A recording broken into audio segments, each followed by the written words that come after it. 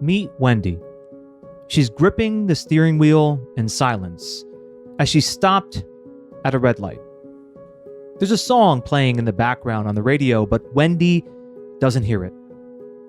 Her vision is blurred from the tears she's been holding back ever since she left the hospital. She promised herself that she wouldn't cry until she got home, but then she remembered the look on the doctor's face when she missed a follow-up. She remembered the passive-aggressive email from her manager and the fact that her coworkers went to lunch without her. And she broke. Wendy is an RN case manager at a busy medical center in Austin, Texas. She spends her time organizing discharge plans, ensuring medications are filled, navigating insurance policies, and managing crisis for patients who desperately need someone to advocate for them. She does all of this quietly, kindly, relentlessly. But lately, the pressure has been suffocating. Every chart is a deadline.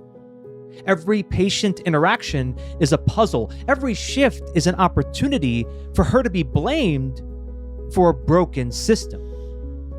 She can't remember the last time she felt confident at work. She can't remember the last time someone said thank you. Wendy feels like a ghost walking through the hallways, always moving, never seen. And she questions her competence. She spirals into self-doubt. And she wakes up every day dreading the day ahead. And Wendy doesn't want to leave healthcare. She just wants to feel like it isn't killing her. Today, I'm speaking with Sharon Weinstein. Sharon is a global keynote speaker, consultant, and best-selling author with over 4 decades of experience helping high-stress teams. In her book, Healing Healthcare, she talks about how to transform burnout to resilience and stress into strategic strength. And I'm excited to hear how Sharon would help someone like Wendy, someone who has a lot of heart, someone who has a lot of passion, who cares so much about service, but who falls into that pattern of self-sacrifice. And I'm excited to hear how she would advise her to fill her own cup while still being able to serve others. My name is Jay Abbasi, and welcome to Unstuck. Real people, real stories, real solutions. While the details are changed to protect anonymity, what you just heard is based on a true story of challenges that come up in the real world. And we discuss how to navigate these environments with practical tips to help you get unstuck and build a more fulfilling, impactful, and balanced life and career. So Sharon, I was on your website earlier today, and I saw something that piqued my curiosity. You said your upbringing seemed normal, but the truth is it was far from it. And I wanted to hear what that story was of your upbringing, if you're willing to share. I have no problem sharing whatsoever. I was the middle of five kids, so 7 people in the family. I always felt like an only child. So imagine being in the middle, 2 older, 2 younger, but you feel as if you're always alone. First of all, I felt as if I was always alone because I somehow never related to my siblings. 4 girls, there were 4 girls and a boy. And my parents were never meant to be parents. Our parents were not meant to be parents. My poor mom had 5 kids by her 22nd birthday, and she didn't want any of us. She married him because she had to. She was abusive from an emotional and physical standpoint, and he was abusive from a sexual, physical, and emotional standpoint.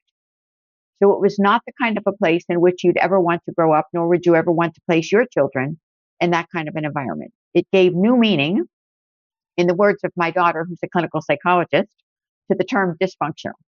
They were so dysfunctional. And my goal was A, to prove everything they ever said to me, like learn to type, you'll never amount to a damn thing, those sorts of things. Why are you doing that? You're useless, you're worthless, you're this, you're that. So A, to prove them wrong, and B, to get out of there as quickly as possible. And that's what I did. At what age? What age did you get out of there? 15. Wow. Wow. So at Mhm. 15, what actions did you take? I mean, where were you, if you don't, what was, what did that Sure, look like? I had a plan. I lived with a neighbor for a while. I finished high school. I applied to the Philadelphia Public Schools to get a scholarship to go to nursing school, and that gave me a roof over my head, 3 Hmm. meals a day, books, uniforms, and more, and a safe place to live that was abuse-free. And that was my goal. Let me get somewhere where I can have a roof, have an education, and make a life for myself. Wow. So by the time that I graduated at age 20, almost 21, I was an old soul because I'd been on my own for 5 years. I was grown up. Yeah. Well, I imagine that there was a lot of conditioning that you had to work through from the messages that you were receiving, as you were describing just now. And I saw it on your website too, where you have parents, loved ones saying that you can't do this, you have to, you're not good enough. How did you work through that yourself? Like, how did you learn to shift, I guess, your own self-image? It's kind of interesting that you asked that question because my colleague and I, who were co-authors of the book Healing Healthcare, also wrote a book called Think Differently: 18 Strategies to Fix Broken Thinking. In going through the design thinking process with her, and I trained with her for about 6 years, and we were co-advisors to multiple large pharma groups, cohorts of women who were aspiring leaders, if you will. I realized through the process that I had been thinking differently my entire life and using that process, very similar to Jean Leakey's process of 4 Ws. What is the current situation? What's reality? What if I did something different? What if my life looked like something else? What wows, meaning what are my options given my time, money, and budget to make something happen? And then finally, what works? So it's a design thinking or an innovative process that allows you to really look at all of the parameters, all of your options. But I had been doing it my entire life and didn't know that that's what it was called until I Mhm. became a design thinking facilitator. And that's been now 5 years. So there was something out there that already existed, that already connected the dots to something that you were already doing, a Yes. process that you were already going through. I guess my question becomes like, why do you think that you thought differently? Like, what was it about you specifically that didn't have you fall into the pattern that maybe others would in that scenario, in that environment, for you to just look at it from different perspectives? Was there, I don't know, was there a mentor in your life, or was there just the way you are? Uh, Two parts. Number one, my siblings all fell into that pattern. None of them realized why I wanted to get out. Yeah. They thought that things were fine, pretending that everything was fine, not inviting friends to sleep over, not inviting friends to come in and play, not having friends. They went to school and pretended that everything was fine, just like in everybody else's house. But it wasn't fine. It wasn't fine at all. It was so much less than that. I Mm. started to work from the time that I was very young. So when I was 14, I had my first healthcare job, and it was hosing down the beds in the autopsy room at a Mm. major Philadelphia hospital after the autopsies. At that time, I was a volunteer, but you weren't allowed to work with live patients in the state of Pennsylvania at that time, okay, unless you were at least 15 or 16. And I was only 14. So I could work with patients who weren't giving feedback, if you will. Mm. No one was speaking to me. I was just standing there cleaning up. I had Right. another job when I was 14 working for an accountant. He was the accountant who mentored me, the first one, and also gave me the most amazing recommendation to go into nursing school. It was pretty awesome. And I was hired to be his assistant. He was an accountant. I knew nothing about accounting.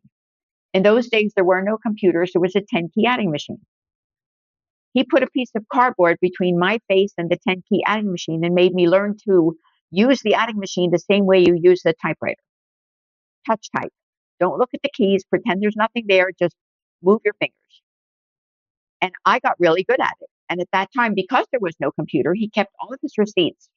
And I swear he must have had his customers every corner bar in the city of Philadelphia because everything was in a little shoebox.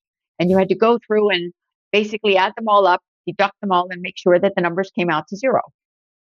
Whatever I did really well every Saturday morning. I showed up in the biggest snowstorms. I was there, kind of like they say the mailman is there, come Hmm. snow or whatever. I was there. I showed up. I did the work. I did a great job. And he was really good to me.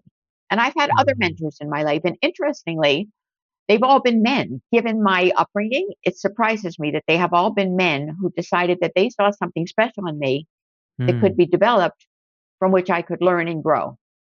And my husband was one of those guys. He was one of them. I met him when I was 21 years old. I had just graduated. I was not interested in going out with him because I was working 7 days a week, 2 shifts a day, and I had no time.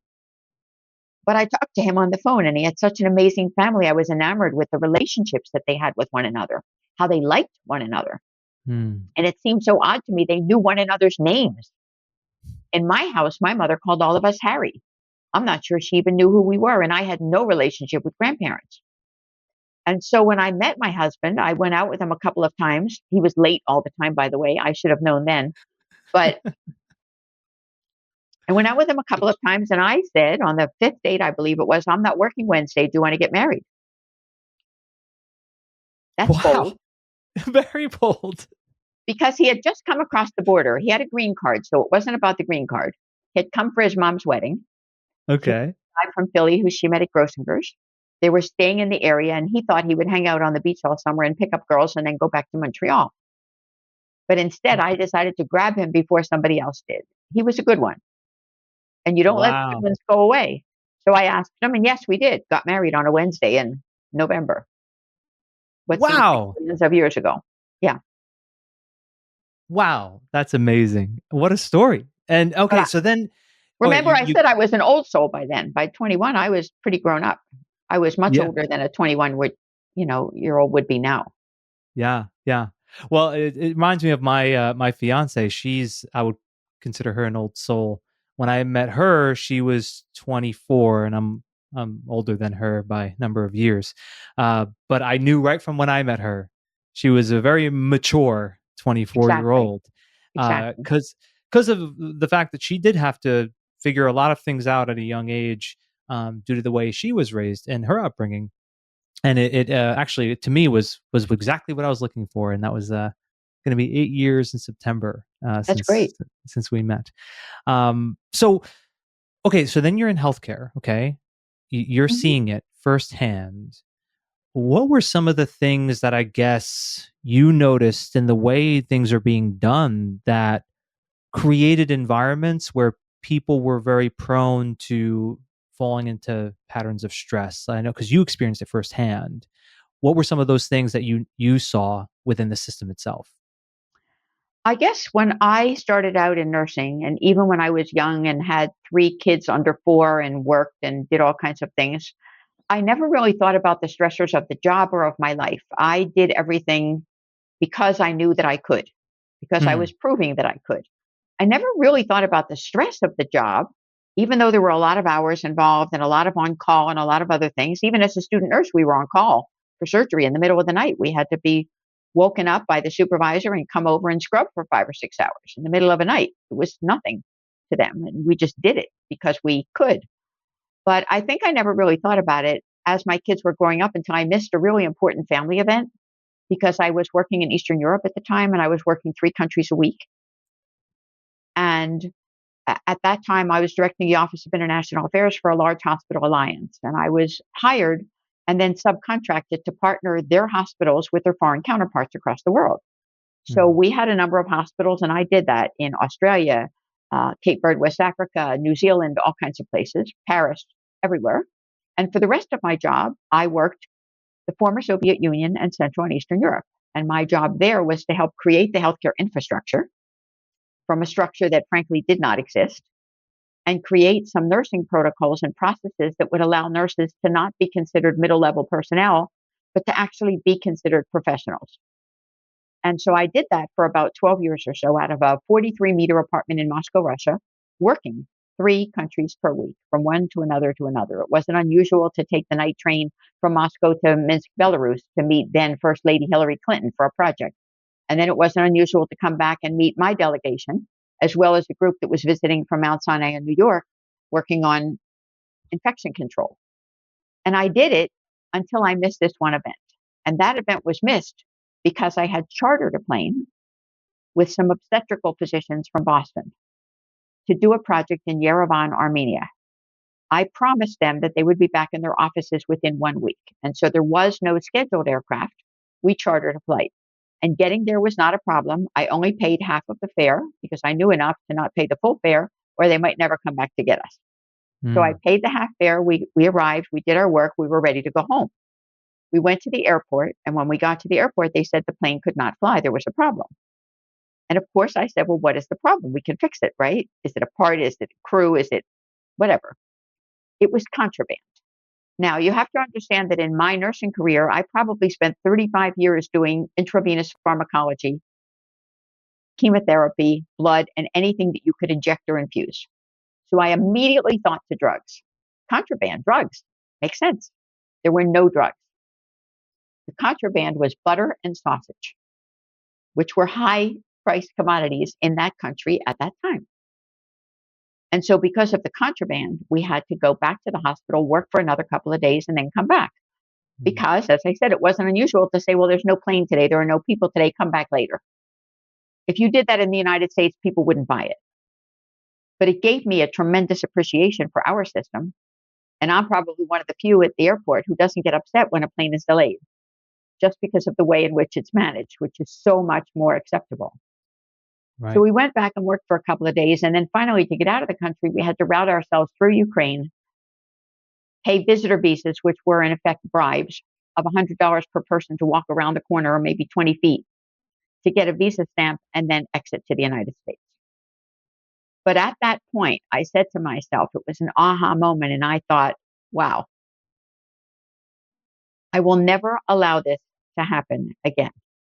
I have missed so much of my family and of my kids and of activities and of sports and of events that I just can't do it again. And the only way to make that happen is to quit my job. So when I got home, I went back to the person who had subcontracted for me and said, if I start an LLC, will you contract with me for me instead of them for me? And when he said yes, I quit the real job, worked part-time for him, but created a consulting firm that at least started out with clients. And that was my start. That's when I decided to be in control of my own time. Yeah. And do what I need to do. Yeah. Very often I hear what created the change in someone's career trajectory, or if they start a business, it was because of the pain of their current situation became so great that it forced them into having to make a decision. So in other words, sometimes our greatest struggles, our greatest pain points end up being the thing that we look back on and reflect and say, I'm so happy that happened because it woke me up. That's exactly right. I am happy that it happened because it did wake me up. But I had been navigating our healthcare system for so long, doing all kinds of strange things. I had been in very stressful situations. Even when my kids were young, my oldest child was ill and she had surgery and it didn't go well. And I had to help with that process. And then later on in life, gosh, it's been almost 45 years ago now, my husband at a very young age received 2 conflicting drugs from 2 doctors who were not on the same page, and had a horrific incident and had to be resuscitated and recovered, and is still here to talk about it. So there were things that were happening that I saw that were wrong or that didn't work well, and I knew that we had fallacies within the system. It just wasn't until that aha moment that I realized that if I'm going to have a life, I'll never have one unless I get one. And I took a step to get one. Yeah. And what I sense from your story is that you're someone, Sharon, who you could take on the demand. I mean, it wasn't like you don't cower at high pressure. Like, I think you handle it. Yeah, you handle it really well. And what I'm curious is, just because now you've done all this research, you've written all these books, I'm curious as to why is it that some people, such as yourself, you can take on that high demand and not crumble, whereas others, they take on even just a percentage of the demand that you were taking on and they spiral. Why? Well, what's the difference, I guess? Why does that one person take on all demand without a problem and the other person crumble with even just a little bit of demand? It's a really great question. And I think it has a lot to do with mindset. I really do. Yeah. I think that probably the best lesson that I learned as a child was that lesson that said, you'll never amount to a damn thing. Don't even bother to try. And when I shifted my own mind and started to think differently about what I could do, I just decided there's nothing that's going to hold me back. I can make this work. I was even the chair of the code team during my husband's code until they realized who I was and asked me to leave the room. So I was mechanically just doing what needed to be done because I knew what needed to be done and could make it happen. I Mm. was always there doing the right thing at the right time, responding appropriately, just making it happen. So for you, it was this intrinsic motivation to essentially prove some people wrong, right? And And to undo the damage that had been done to me through these yeah, negative comments. right. That was my way of saying, hey, you're wrong. And Yeah. let me show you. Let me show you why. Let me show you how wrong So you really are. so when you look at someone like Wendy, right, and her story and her, she's really falling apart from all the demand, not receiving the kind of validation, just feeling like she's just in the grind of things. Right. What would be some of the steps that you think would help her to make that shift in mindset? First of all, about Wendy, I don't think that she wants to leave healthcare. I think she loves healthcare. I don't She think she does. wants to leave it at all. That's what I got from her story. She just wants to stop feeling like it's killing her. Yeah. That's what she wants. And it's killing her. Nurses enter the field full of purpose. They're working in environments where compassion fatigue, moral injury, and burnout are baked into the system. And the system needs to heal as much as the people in it. You used the term I have to ask you about, compassion fatigue. Can you describe that for us? Sure, it's when we're too kind. Nurses can be too kind. We get to the point where we're so compassionate with so many people, we go out of our way to ensure that everything is done for every single one, that we ensure that they're comfortable, that their family is cared for, that all of their needs are met. But we do it all the time for them at the same time doing nothing for ourselves. So you always hear, put your oxygen mask on first. There's a reason they tell you that. You must take care of yourself before you can take care of someone else. You cannot drink from an empty cup. It doesn't work that way.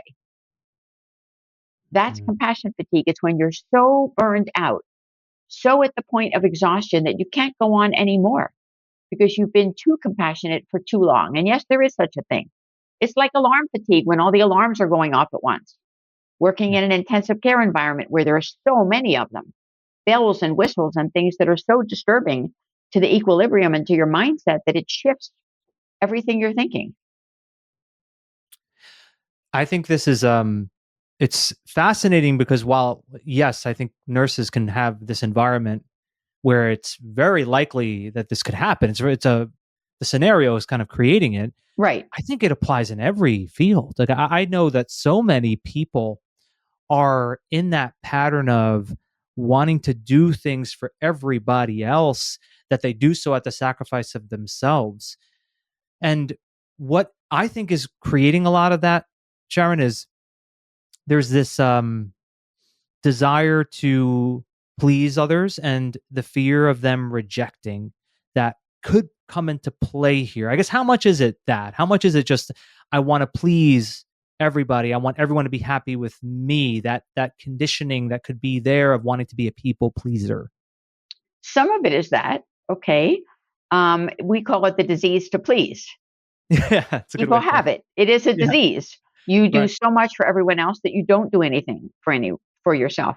But think about it from a standpoint of nursing and healthcare. In nursing in particular, probably about one third, maybe less, 13% of the nurses are male, identify as male. The rest of them are all female. Mhm. Females come from, in ancient Chinese wisdom, the earth personality. I do everything for everyone else and nothing for myself. Everything is done. So from a modern day standpoint, okay, I've been to work, I've taken care of my patients, I've done all of the documentation, I've made sure that everything was done. I gave a really good report during the huddle. I had a great transfer of one shift to another. Things went really well. Then I got home. The laundry was done. The dishes were done. The dinner was made. The homework was done. I helped my kids get ready for bed. I did everything that needed to be done. I made a meal for my partner if there was a partner. I just got everything done. And then at around 10 minutes to midnight, knowing that I have to be back at work at 7 a.m., I decided to take 5 minutes for myself and at least wash my face and jump into bed and see if I could get a half decent night's sleep. I didn't hydrate. I didn't take a biological break nearly the entire day because I had no time, but I was giving, giving, and giving. Mm. It is that disease to please. So in ancient Chinese wisdom, we say that those people who are affected with that are the earth personalities. That's a symbol of the earth. I'm doing things for others. It comes from the earth. I'll give to everyone else. From the earth to the people. But what about the rest of the people who have this disease? We have it in business. We have it in industry. We have it in almost every single profession, especially in those professions where people work odd shifts.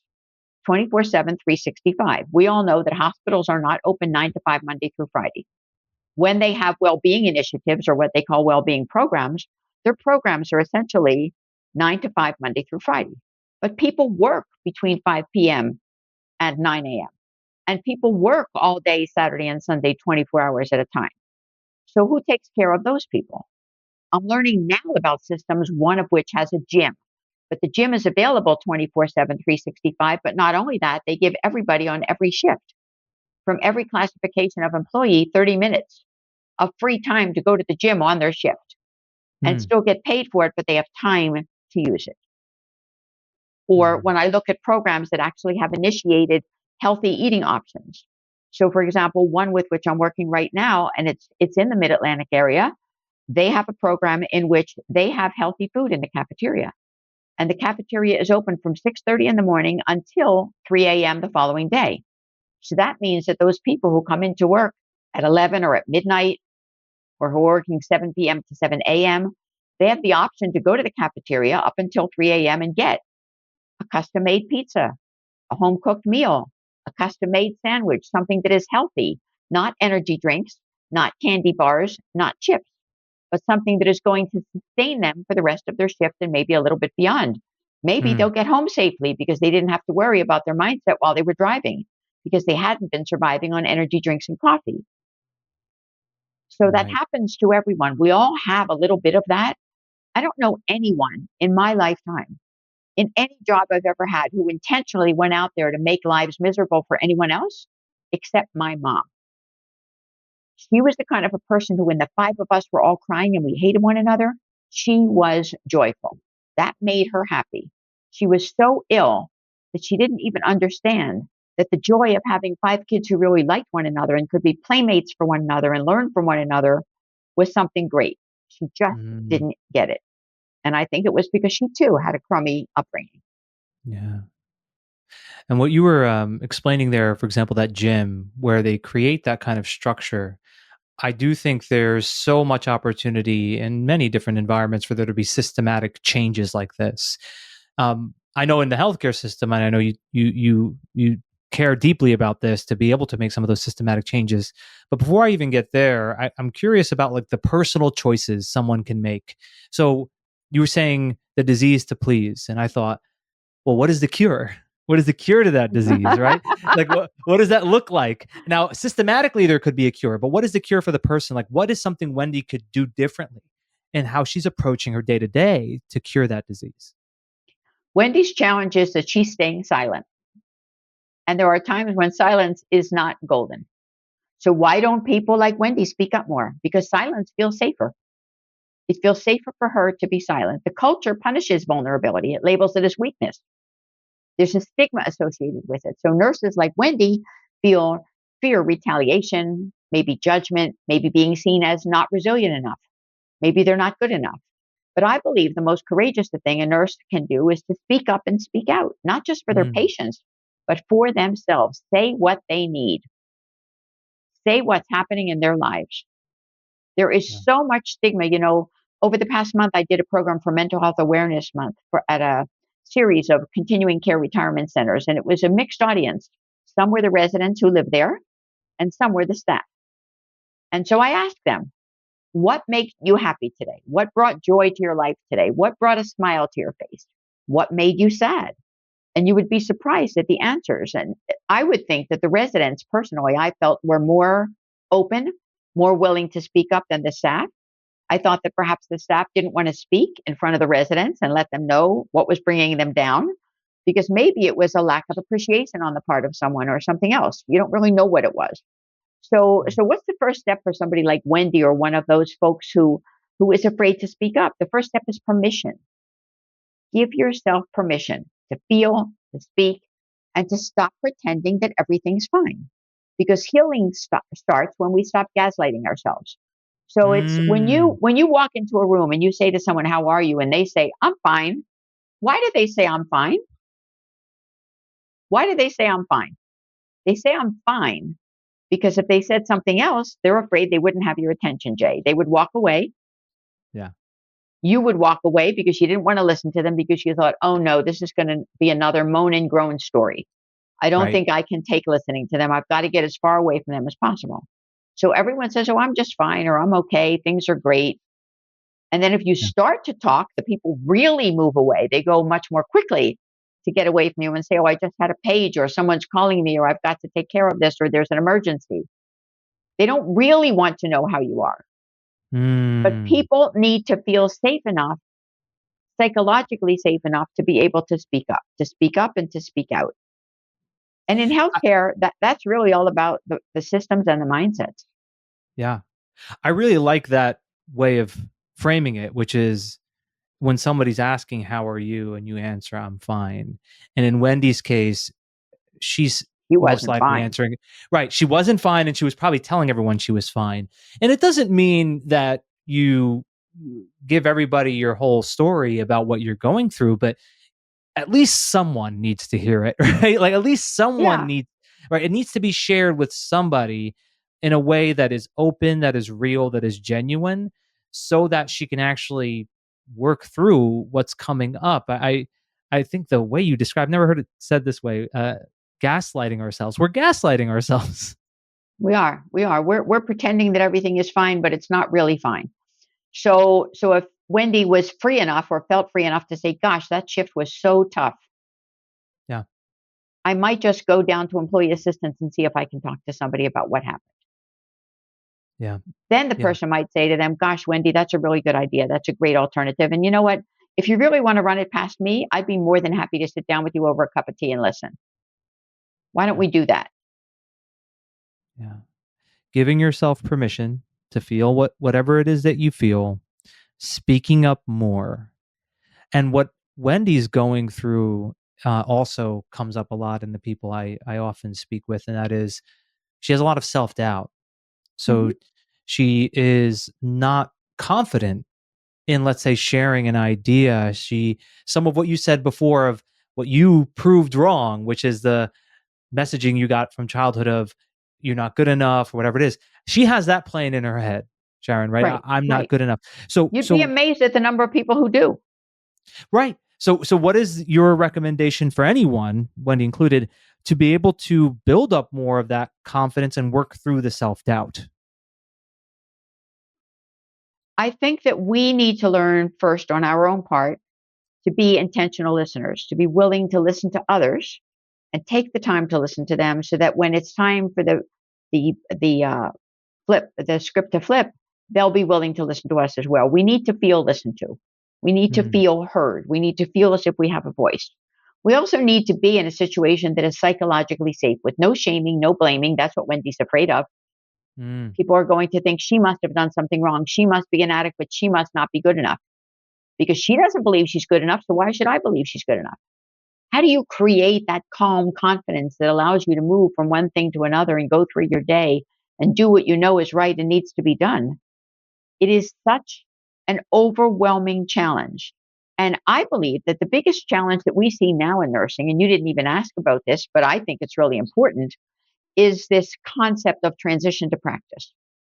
So we have people in a baccalaureate program who are studying to be nurses, and mhm, they graduate. And then we have people on the clinical side welcoming them with open arms because they need new nurses, they need staff. And so there is this bridge called transition to practice. How do we get people from being great students to being great clinicians, great team members? And remember, team is not the same thing as teaming. You may have a great team of people with fantastic players, but if they're not teaming and working together, for the Mm. good of the patient and for the outcome and for safety and for everything else, they're of no use to you. They have to be teaming. So they're on a team, but they need to be working collaboratively to really make things happen, not just within the clinical members of the team, but everybody in the healthcare system who is a member of that team. The people Yeah. who they're dependent upon to bring them supplies, to bring them pharmaceuticals, to deliver things, to transport patients, to do all kinds of things. All of those people need to team together to make it happen. So there are a couple of things to look at from that perspective: the shaming, the blaming, the lack of meaningful recognition, the I'm not good enough, that whole process, and then this transition.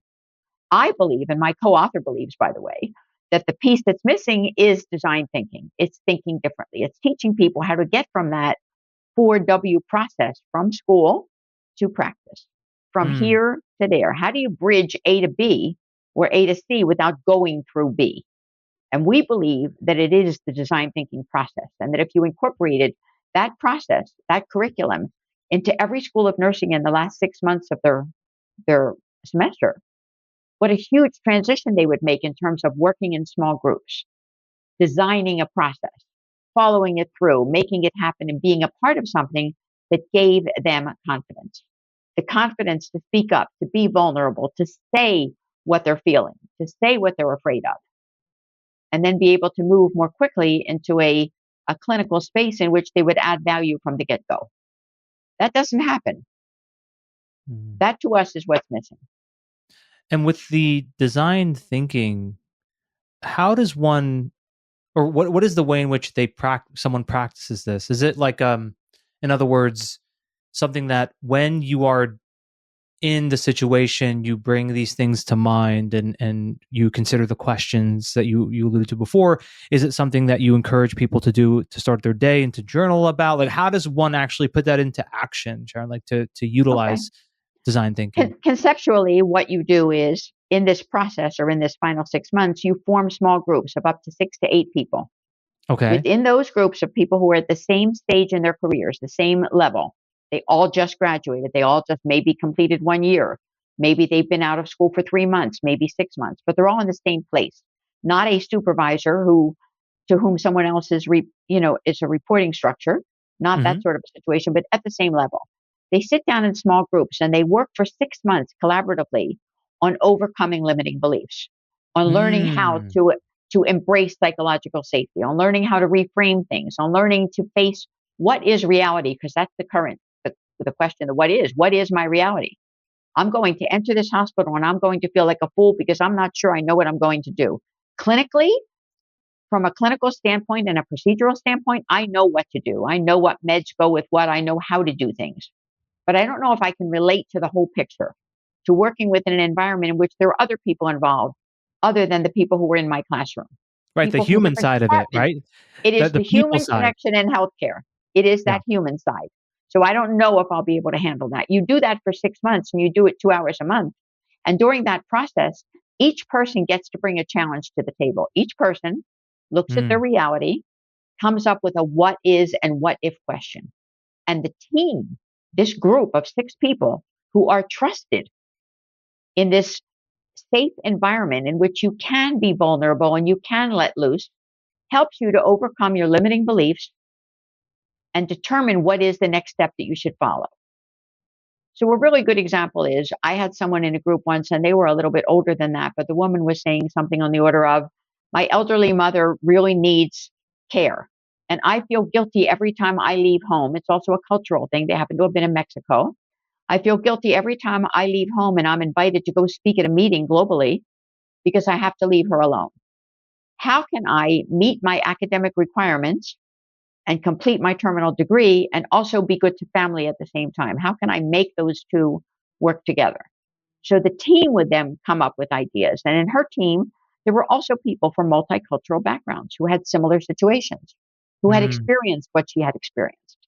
They will then all vote on a solution. They'll multi vote on a solution.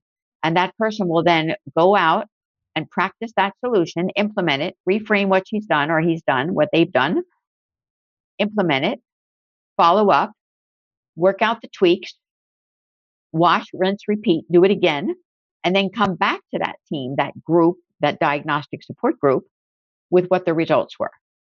You're Wow. building a situation in which you have your own peer group, your own mastermind, if you will, of people who will support you no matter what, because they have just spent 6 intensive months with you and they know how you're thinking. They know how you feel.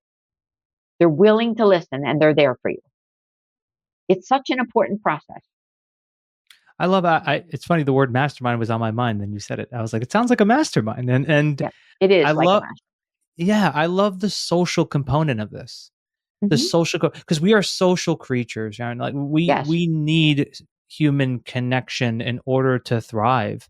And what you just described is not just an individual who sits down and writes these things out on their own, but rather is relying on a group of people who are in similar situations to provide them with the support. But also, the other part of it that I love is then I'm also able to give to the other person who's in that exactly. peer group with me. I'm giving and receiving, Yeah. and that is Wow. pure joy. Yeah. Anybody who's listening to this, by the way, if you're like, well, I'm not in healthcare, I would think this applies It anywhere. works anywhere. It works in Anywhere. Yeah. any situation. We've done it with pharma companies, with people in product development. We've done it, as a matter of fact, with a pharma company where we were trying to teach them the cost of non-collaboration. So when Wow. R&D didn't collaborate with marketing in terms of scheduling, pricing, and product releases and things like that, it had nothing to do with patients. Eventually, it would downstream, but this Yeah. was on the product development side. So it doesn't matter what it is in any industry.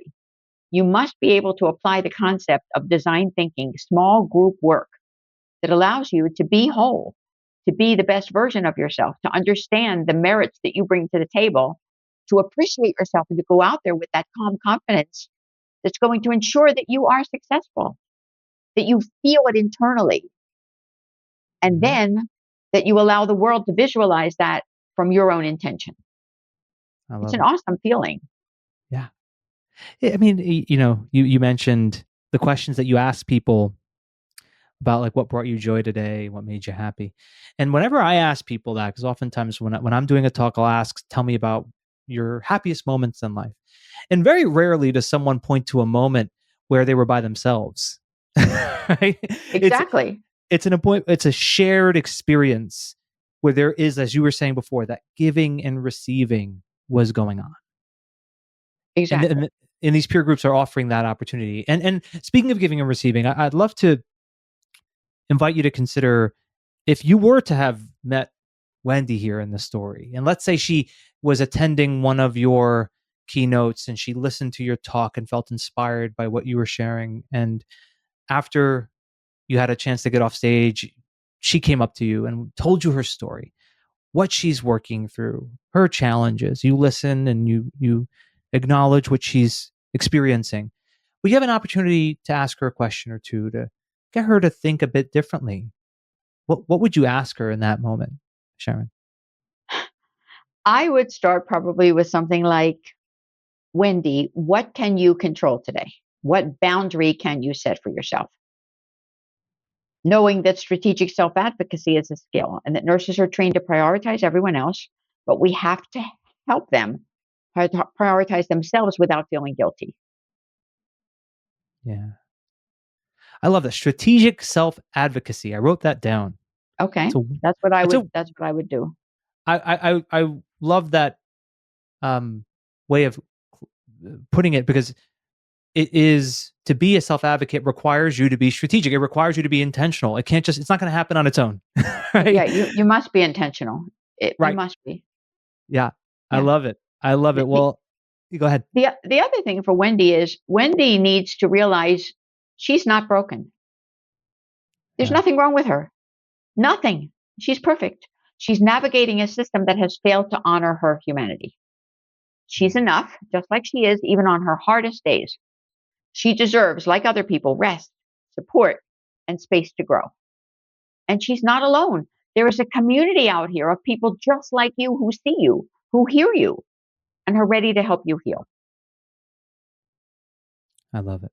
I love it. Well, Sharon, this was so powerful. I'm so grateful that we made the time to connect So am I. and talk through this. And for anyone listening, I really recommend learning more about Sharon, the great work she's doing. You have so many books that you've written, and I know you have your keynotes, you have workshops, you have so much to offer. And I encourage people to go to smwgroupllc.com. That's where everyone will find what it is that the things you're putting out there, your social media, all that kind of stuff is right there on that website. So Sharon, thank you again for taking time out of your day to chat with me. This was incredibly meaningful and valuable. I appreciate it. The pleasure was mine. Keep in mind, though, the system is the symptom. It's all about the system. Once we fix the system, we fix healthcare. And I have a new book, by the way, coming out this summer, if I might just plug it, called Harmony by Design. For years, I wrote books called B is for Balance, and then I realized there's no such thing as balance.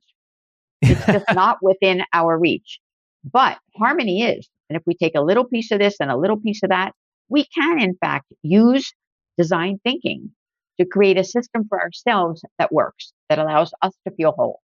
And that's what we all want, don't we? Absolutely. That is what we want. Roughly when is the book coming out? Late July. There's a book, July. and there's also a workbook. Yeah. Very exciting. Right. It is. I will be sure to include if there's a pre-sale or anything like that. Feel free to I'll send let you me the know. link. Sure. Yeah, and we'll have that in the show notes as well. But this was so great, Sharon. Thank you again. Yeah, thanks for the pleasure of chatting with you. Thank you. Absolutely. Take care. Enjoy the rest of your day. What a powerful story that Sharon shared, from her upbringing to what she does today. I think just her journey alone was insightful, was interesting. And I'm going to share with you what I believe are the biggest insights and actionable takeaways. And by the way, when I do that, it's also for me too. I listen back and I think about what I'm pulling for me as the major insights and actionable takeaways. And then I get to share them with you. So here they are. The first of 3 insights. The term compassion fatigue. I thought that's a really interesting way to put it, where we ensure everyone else is okay at the sacrifice of ourselves. The disease to please is how she termed it. And the realization that you can't drink from an empty cup. The second insight, silence is not golden. There's a fear of punishment, a fear of retribution that holds us back from speaking up. So oftentimes, staying silent is not the best course of action. The third insight is design thinking.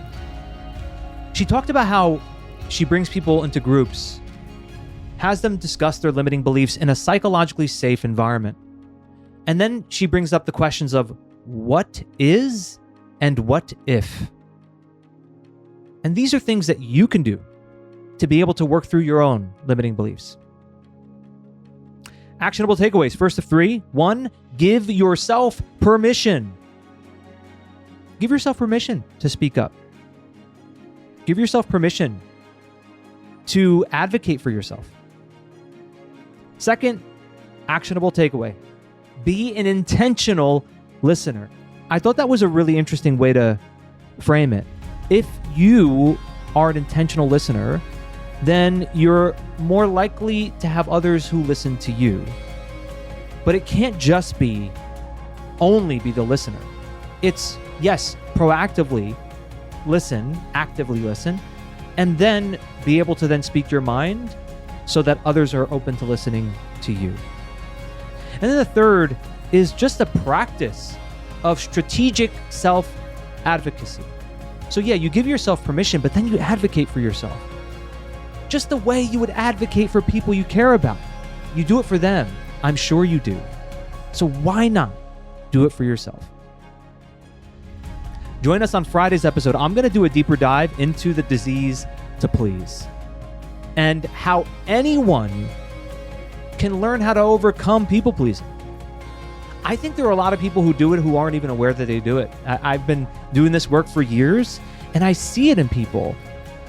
Their desire to please others at the sacrifice of themselves. And I'm going to give you 5 steps that will help you to be able to overcome people pleasing for good. So until next time, thank you so much for listening.